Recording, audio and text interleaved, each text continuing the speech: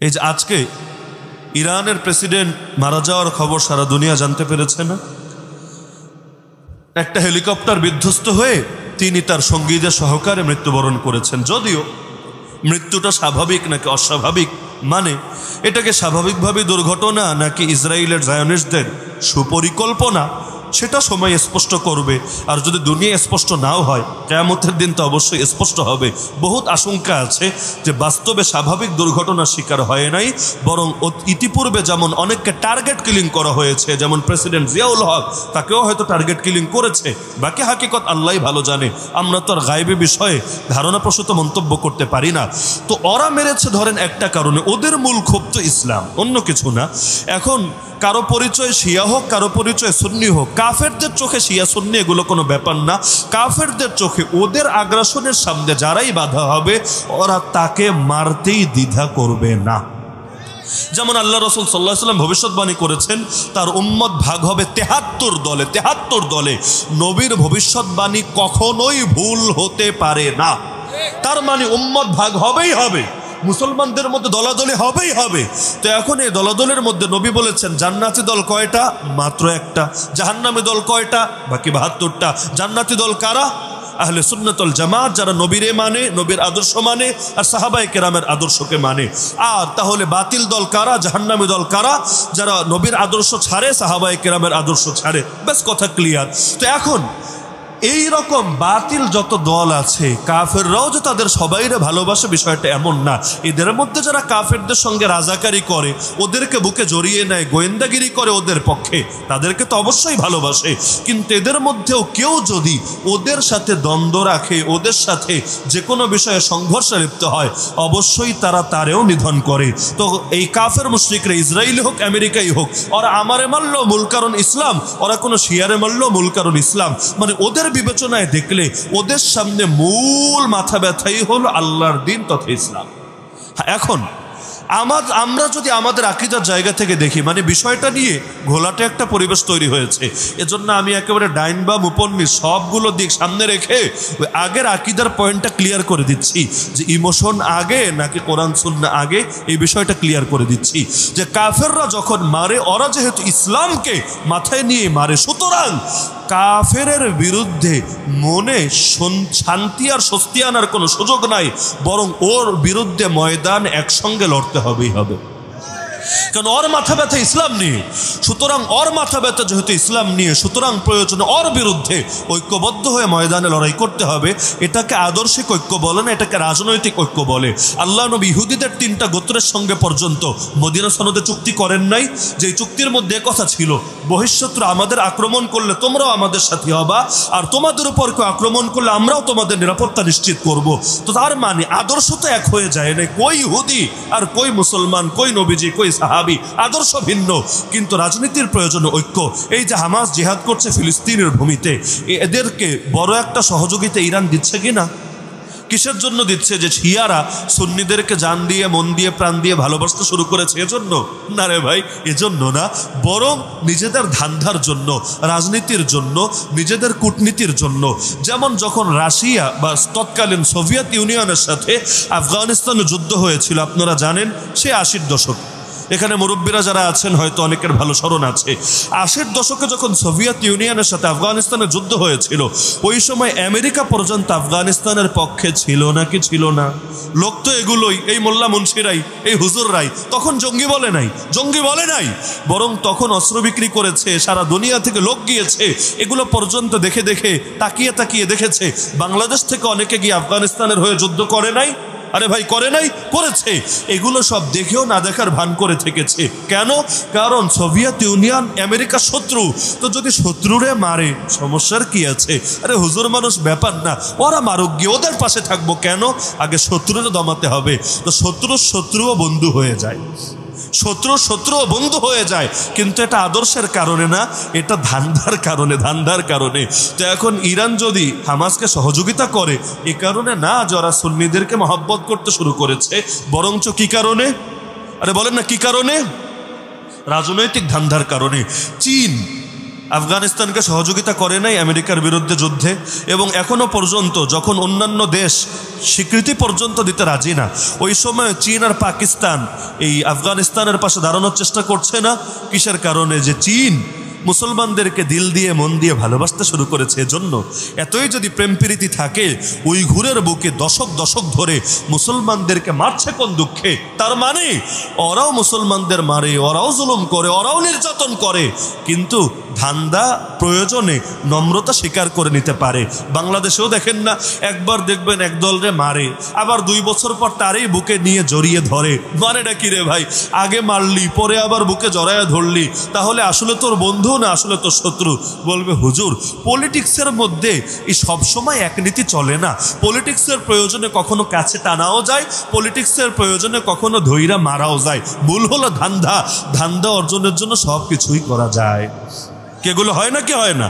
তো আদর্শ ভিন্ন জিনিস আর রাজনীতি আর কূটনীতি ভিন্ন জিনিস। তো ইব্রাহিম রাইসি যে মৃত্যুবরণ করেছে, আপনারা হয়তো দেখার কথা যে আফগানিস্তানের তালেবানি বলেন আর ফিলিস্তিনের গাজার হামাসি বলেন, তারাও অনেকে শোকবার্তা জানিয়েছে। শোকবার্তা যে তার মৃত্যুতে আমরা দুঃখিত। শোকবার্তা ভিন্ন জিনিস, আর আল্লাহ তারে জান্নাত দিয়ে দাও, আল্লাহ তারে মাফ কইরা দাও, আল্লাহ তার উপর রহমত বর্ষণ করো, দুইটা ভিন্ন জিনিস। শোকবার্তা মানে কি? যে তার মৃত্যুতে আমরা অনুতপ্ত, তার মৃত্যুতে আমরা দুঃখিত, এবং আল্লাহ তোমরা সকলে এখানে সবর করো, সান্ত্বনামূলক বাক্য, ব্যাস এটাই তো। এখানে আখিরাতের কোনো বিষয় নাই। তো শোক জানায় কেন? শোক জানায় ও রাজনীতিকে সামনে রেখে, শোক জানায় কূটনীতিকে সামনে রেখে। আদর্শটা এখানে মুখ্য বিষয় না। কিন্তু যেই প্রসঙ্গে আমি এত কথা টানলাম, যারা আল্লাহর নবীর সাহাবীদের দুশমন হয়, তারা কখনোই আমাদের বন্ধু হতে পারে না। রোমার পারস্য আল্লাহ নবীর জামানায় যুদ্ধ চলছিল, এক দলের দ্বারা আরেক দল বিভিন্ন সময় তারাও জুলুমের শিকার হতো, কিন্তু কাফের তো কাফেরই। তো রোমার পারস্যে যুদ্ধ চলে বলে এখন ধর্মীয় আদর্শকে ভুলে যাওয়ার কিন্তু সুযোগ থাকে না। আর এই রাফিজ শিয়াদের আবার অনেক শাখা গোষ্ঠী আছে, কিন্তু ইরানের মূলধারা শিয়াই হলো ইসনা আশারিয়া শিয়া, যারা 12 ইমামে বিশ্বাসী, যারা কাফের হওয়ার ব্যাপারে উম্মতের কোনো দ্বিমতি নাই। আরে যারা আল্লাহ নবীর সাহাবীদেরকে গালিগালাজ করলে পেটের ভাত হজমই হয় না, আপনি ইহুদিদেরকে জিজ্ঞাসা করেন, বলো তো নবী মুসার উম্মতের মধ্যে সর্বশ্রেষ্ঠ কারা? ওরা বলবে নবী মুসার সাহাবীরা। আপনি খ্রিস্টানদেরকে জিজ্ঞাসা করেন, বলো তো খ্রিস্টান উম্মতের মধ্যে সর্বশ্রেষ্ঠ কারা? ওরা বলবে ঈসা নবীর সাহাবীরা। আর এই শিয়া হলো সেই শিয়া, ওদেরকে জিজ্ঞাসা করেন, বলো তো এই উম্মতের মধ্যে সবচাইতে নিকৃষ্ট কারা? ওরা বলবে নবীর সাহাবীরা। নাউযুবিল্লাহ। এমনকি যারা কাউকে নতুন করে শিয়া বানাতে গেলে এই কালেমা পর্যন্ত পড়ে, এগুলো তো অনলাইনের যুগ, সার্চ করলেও পেয়ে যাবেন। আশহাদু আন্না আবা বকরিন ওয়া উমর ওয়া উসমান ওয়া আয়েশা ফিন্নার, এই বাক্য পর্যন্ত পড়ায় যে আমি সাক্ষ্য দিচ্ছি আবু বকর জাহান্নামী, ওমর জাহান্নামী, ওসমান জাহান্নামী, আয়েশা জাহান্নামী। নাউযুবিল্লাহি মিন যালিক। এমনকি যেই জালেম অগ্নি পূজক ওমর রাদিয়াল্লাহু আনহুকে নামাজের মধ্যে এসে শহীদ করেছে, ওর কবরে পর্যন্ত মাজার বানিয়ে ওরা নিয়মিত উৎসব করে প্রতি বছর। দেখলে মনে হবে হায় রে, কোনো পিসাবের মাজারে এসে মনে হয় ওরা কিছু আনন্দ উৎসব করছে, কিন্তু না। যে অগ্নিপূজক বিধর্মী ওমরকে শহীদ করেছে, তার কবরকে গিয়ে ওরা এভাবে সেখানে আনন্দের জায়গা বানিয়েছে। যারা নিয়মিত আম্মাজান আয়েশা রাদিয়াল্লাহু আনহা শানে গুস্তাখি করে, নবীর সাহাবীদেরকে গালিগালাজ করে, ওদের একটা দল তো বলে আল্লাহ তাআলা ওহী দিয়ে পাঠিয়েছিলেন মূলত আলীর কাছে, কিন্তু ভুলে চলে গেছে মুহাম্মদুর রাসূলুল্লাহ সাল্লাল্লাহু আলাইহি ওয়াসাল্লামের কাছে। অতীতে ওদের একটা উগ্র দল এমনও ছিল যারা আলী রাদিয়াল্লাহু আনহুকে ইলাহ পর্যন্ত বলতো। ইলাহ মানে আল্লাহ, তিনি মাবুদ, তিনি খোদা, তিনি আল্লাহ। এমনকি ওদের একটা দল বিশ্বাস করে আলী মরেন নাই, বরং তিনি এখনো জিন্দা আছেন, তিনি আবার আসবেন, তিনি মেঘের মধ্যে থাকেন, এবং আসমানে যে গর্জন হয় এটা মূলত তার ঘোড়ার আওয়াজ, ইত্যাদি ইত্যাদি জঘন্য আকীদা। যারা বিশ্বাস করে কোরআন পুরোটা নবী পৌঁছান নাই, বরং কোরআনের কিছু অংশ গোপন রেখেছেন, যেটা তাদের 12 ইমামের কাছে সংরক্ষিত আছে, এরকম জঘন্য জঘন্য আকীদা। এমনকি যারা মুতাবিয়ে করে, যারা তাকিয়া করে, যারা ইসলামকে বরবাদ করার জন্য সব ষড়যন্ত্র করে রাখে, মুসলমান তাদেরকে দিল দিয়ে, মন দিয়ে, প্রাণ দিয়ে কিভাবে ভালোবাসতে পারে? মাসলাকি ইখতিলাফ ভিন্ন জিনিস, আর এগুলো ভিন্ন জিনিস। হানাফি, শাফি, হাম্বলি তাদের মধ্যে ইখতিলাফ আছে, মাযহাবি, লামাযহাবি তাদের মধ্যে ইখতিলাফ আছে। আবার ধরেন সুন্নি, ওয়াহাবি যারা আপনারা বিভিন্ন নামকরণ করেন, তাদের মধ্যে ইখতিলাফ আছে। ওই ইখতিলাফ আর ইখতিলাফ কি এক? আরে বলেন না, ওটার এটা এক। স্পষ্ট কথা, আল্লাহর নবীর সাহাবীদের যারা দুশমন, তারা কখনো আমাদের বন্ধু হতে পারে না। এই ইসলাম আমাদের পর্যন্ত এসেছে তো সেই সাহাবিদের দ্বারা। তো যারা আবু বকরের দুশ্মন তারা আমাদেরও দুশ্মন, যারা ওমরের দুশ্মন তারা আমাদেরও দুশ্মন, যারা ওসমানের দুশ্মন তারা আমাদেরও দুশ্মন। আরে আহলে বাইতকে তো মহব্বত করা লাগবে। যে আহলে বাইতকে মহব্বত করে না সে নবীকে মহব্বতের দাবি কিভাবে করবে? কিন্তু আহলে বাইতের মহব্বত করতে গিয়ে বাকি সাহাবিদের সঙ্গে বেয়াদবি করার অধিকার তোমাদেরকে কে দিয়েছে? তো বাংলাদেশে এখন ব্যাপক হারে এই সাহাবী বিদ্বেষী তৈরি হচ্ছে, সাহাবী বিদ্বেষী। আপনাদের এই ব্রাহ্মণবাড়িয়াই এক বক্তার জিহ্বা পর্যন্ত কেটে ফেলেছিল না? কিসের জন্য? খালি এক সাহাবীর পক্ষে কথা বলেছে বলে। অপরাধীটা এক সাহাবীর পক্ষে কথা বলেছে, এজন্য তার জিহ্বা কেটে ফেলেছে। মানে সাহাবী বিদ্বেষী কি হারে তৈরি হচ্ছে। তাহলে যারা মূলত সাহাবী বিদ্বেষী, এই ইব্রাহিম রাইসি সে হলো ওই খামেনির খুব ঘনিষ্ঠ লোক, ইরানের একেবারে প্রধান ধর্মগুরু যে তার ঘনিষ্ঠ লোক। যারা আজ অবধি আল্লাহ নবীর সাহাবীদের সামনে যে গুস্তাখি করে এবং যারা যে এই বেয়াদবির কারণে ইসলাম থেকে বের হয়ে গিয়েছে, ন্যূনতম ইসলাম সম্পর্কে পড়াশোনা আছে এমনকি অস্বীকারই করতে পারবে না। তো তার মৃত্যুতে এখন যদি বলে রহমতুল্লাহ আলাইহি, তার মৃত্যুতে যদি বলে আল্লাহ তারে মাফ করো, আল্লাহ তার কবরে রহমত বর্ষণ করো, তাহলে এর চাইতে বড় ফাইজলামি কি হতে পারে? তাহলে তার মৃত্যুতে দোয়া করা যাবে? আরে বলেন না যাবে। এখন যদি বলেন তার দ্বারা কি দ্বীনের খেদমত হয় নাই? আরে দ্বীনের খেদমত তো কোনো কাফেরের দ্বারা হতে পারে। পৃথিবীতে এমন কাফের নাই যে কাফের বটে, কিন্তু বিভিন্ন সময় মিডিয়ার দ্বারা, বিভিন্ন কথাবার্তার দ্বারা, বিভিন্ন তথ্য দেওয়ার দ্বারা ইসলামের উপকার করে এমন লোক নাই? আরে এমন লোক নাই? বুখারী শরীফে হাদিস আছে, ইন্নাল্লাহা লা ইউআইয়িদু হাযা দ্বীন বিররাজুলিল ফাজির। আল্লাহ কখনো পাপিষ্ঠ লোকের দ্বারাও ইসলামকে শক্তিশালী করে। যার নিজের কপালে জান্নাত নাই কিন্তু তার দ্বারা ইসলামের উপকার মেলে, এমন লোক দুনিয়ার বুকে আছে। তো এটা তো সহিহ হাদিস দ্বারাই স্বীকৃত। তো যদি তার দ্বারা জিহাদের ময়দানে উপকার হয়, যদি তার দ্বারা হামাস শক্তিশালী হয়, আরে সেটা তো দুনিয়ার বিষয়। কিন্তু তাই বলে আপনি ফতোয়া তো পাল্টে দিতে পারেন না। এটা ব্যক্তিবিদ্বেষের কথা না, এটা আকীদার কথা। কারণ আমি হাদিস শোনালাম, ভালোবাসতে হবে কার জন্য? আরে কার জন্য? তা আল্লাহর জন্য ভালোবাসার মানে কি? যে আল্লাহর বিপক্ষে তারে ভালোবাসতে হবে, যে নবীর বিপক্ষে তারে ভালোবাসতে হবে, যে নবীর সাহাবীদেরকে গালিগালাজ করে তাকে ভালোবাসতে হবে। কিন্তু দেখা যাচ্ছে বাহ, বাঙালি পারলে ঠেইলা ধাক্কা জান্নাতে ঢুকায় দিচ্ছে। এখন তো জান্নাত আমাদের হাতে, পারলে যে কেউ ঢুকায়া তালা মাইরা একেবারে চাবি নিয়ে এসে হাজির হব, এমন এক আজীব অবস্থা। জান্নাত নিয়ে পর্যন্ত লোকে ফাইজলামি করে। সাবধান। দেখেন না, এক শ্রেণীর বক্তা আছে, একদিকে বলবে মাহফিল হলো জান্নাতের বাগান। হ্যাঁ, কথা সত্য, কিন্তু মোটা মোটা বান্ডিল না পেলে নিজে জান্নাতের বাগানে আসতে রাজি না। তো ভাই, জান্নাত কি শুধু সাধারণ মানুষের দরকার, হুজুর মানুষের দরকার না? আরে বলেন না, হুজুর মানুষের দরকার না? তাহলে 2 লাখ দিতে হবে, হেলিকপ্টার পাঠাতে হবেই হবে। আবার বলবে মমতাজরে আয়ুব বাচ্চুরে জেমসে দিতে পারলে আমাদের দিতে কেন বাঁধবে? আরে কার সাথে কারে মিলাচ্ছিস রে পাগলা? তুই কি মমতাজের বিকল্প ভার্সন? তুই কি আয়ুব বাচ্চুর বিকল্প ভার্সন? আর কোরআনের তো কোনো বিনিময় হয় না। কার সাথে তুমি কাকে মিলাও রে পাগল? যদি বিনিময় নেওয়ার প্রশ্ন আসতো, সবচাইতে বেশি বিনিময় নবীরা নিত, তারা এর হকদার ছিল। কিন্তু সূরা ইয়াসিন বলে দিচ্ছে ইত্তাবিউ মান চায় না, বিনিময় চায় না, আর তারা হেদায়েতের উপর প্রতিষ্ঠিত থাকে। আল্লাহ নবী সাল্লাল্লাহু আলাইহি সাল্লাম হাদিয়া গ্রহণ করতেন, সদকা গ্রহণ করতেন না। তিনি কোন কাজের বিনিময় মানুষের থেকে চেয়ে নিতেন না। কোরআন খুলেন, শুধু তিনি না, আল্লাহ সব নবীদের ব্যাপারে বলেছেন, নবীদের কথাই ছিল এটা, ওমা আসআলুকুম আলাইহি মিন আজর, তোমাদের কাছে কোনো বেতন চাই না, ভাতা চাই না, বিনিময় চাই না। ইন আজরিয়া ইল্লা আলা রাব্বিল আলামিন।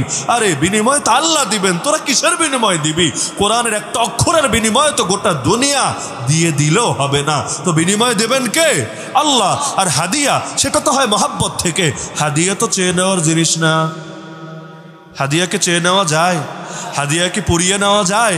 তো যদি পুড়িয়ে নেয় সেটারে হাদিয়া বলে না বেতন ভাতা বলে? সেটা তো পারিশ্রমিক, সেটা তো বিনিময়, সেটা তো আর হাদিয়া না। হাদিয়া তো মহব্বতের খাতিরে হয়, এবং হাদিয়া যদি একটা কলমও হয় এটার মূল্য আছে। হাদিয়া যদি 1 গ্লাস পানি হয় এটারও মূল্য আছে। কারণ ভালোবাসা থেকে হাদিয়া আসে, আর ভালোবাসা অমূল্য জিনিস, যার কোনো মূল্য দেওয়াই সম্ভব না। কিয়ামতের দিন আল্লাহ নিজে ডাকবেন, আইনাল মুতাহাব্বুনা লিজালালি। আমার ওই বান্দাগুলো কোথায় যারা একজন আরেকজনকে ভালোবাসতে একমাত্র আমার জন্য, আমার জন্য। এই যে আমাদের হেদায়েতুল্লাহ ভাই আজকে মুসলমান হয়েছে, আপনারা প্রত্যেকে তাকে এখন ভালোবাসেন কি না? এই ভালোবাসা কিসের জন্য? এই ভালোবাসা কোনো রক্তের আত্মীয়তার জন্য না, এই ভালোবাসা কোনো বৈবাহিক আত্মীয়তার জন্য না, এই ভালোবাসা দুনিয়ার কোনো ব্যবসায়িক রাজনৈতিক স্বার্থে না, এই ভালোবাসা একমাত্র একমাত্র একমাত্র আল্লাহর জন্য। আরে যেই হিন্দা হামজা রাদিয়াল্লাহু আনহু অর্থাৎ নবীর চাচার বুক চিরে কলিজা বের করে চিবিয়ে খেয়েছে, নবী কিন্তু তার ঈমান কবুল করে নিয়েছে। যে আবু সুফিয়ান উহুদ থেকে শুরু করে অনেক যুদ্ধে নেতৃত্ব দিয়েছে, আল্লাহ নবী কিন্তু তার ঈমানও কবুল করে নিয়েছে। এমনকি যে ওয়াহশী এই হামজাকে টুকরা টুকরা করেছে, আল্লাহ নবী কিন্তু তার ঈমানও কবুল করে নিয়েছে। কি শিক্ষা পাচ্ছেন এখান থেকে? যে ইসলাম এটাই হলো একটা মানদণ্ড, এই মানদণ্ডের সামনে বাকি সব মানদণ্ড একেবারেই তুচ্ছ। তো ভালোবাসা কার জন্য হবে? আরে কার জন্য হবে? আল্লাহর জন্য হবে। তা আল্লাহর জন্য যদি ভালোবাসা হয়, ওই ভালোবাসার ভিত্তিতে হাদিয়া আসবে। এটা তো আর চেয়ে নেওয়ার জিনিস না। এগুলো চেয়ে নেয় নাকি নেয় না আজকাল? এটাকে একটা মঞ্চগুলোকে একটা বাণিজ্যের কেন্দ্র বানায় নাই? অনেকে নিজের পকেট ভরার ধান্দা হিসাবে এগুলোকে গ্রহণ করে নাই? তো যে কথা বলে হেদায়েতের জন্য আর যে কথা বলে বান্ডিলের জন্য, উভয়ের কথায় তো একরকম আসর হবে, তাই না?